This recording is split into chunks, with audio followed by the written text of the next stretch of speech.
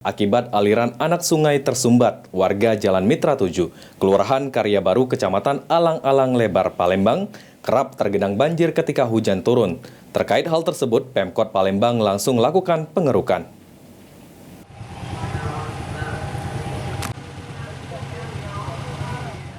Kerap tergenang banjir ketika hujan turun, warga Jalan Mitra 7, Kelurahan Karya Baru, Kecamatan Alang-Alang Lebar, Palembang, meminta agar pemerintah melakukan pengerukan aliran anak sungai yang tersumbat. Ketua RT 37, Misrulani, mengatakan, akibat aliran anak sungai ini tersumbat, kawasan Jalan Mitra 7 sepanjang 100 meter kerap tergenang banjir setinggi 1 meter. Sejak 1 tahun terakhir ketika hujan deras turun, kondisi ini membuat warga kesulitan. Kalau tinggi lebih kurang 1 meter. 1 meter. Di sini, pas di sini 1 meter. Itu panjangnya lebih kurang 100 meter pula. Sampai ke depan ya Pak? Iya. Kalau ini Pak, penyebabnya memang karena sedimentasi di sini?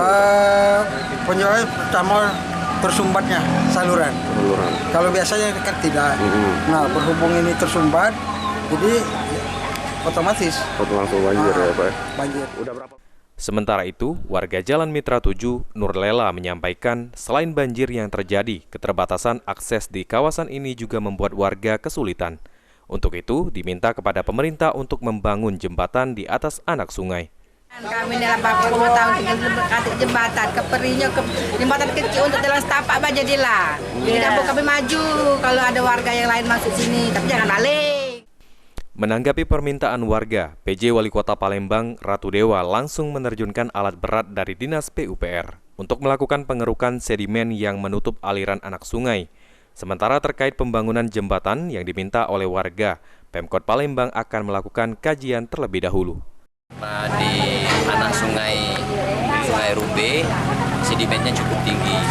Untuk itu, saya langsung perintahkan dari Dinas PUPR dengan mengerahkan alat ekskavator.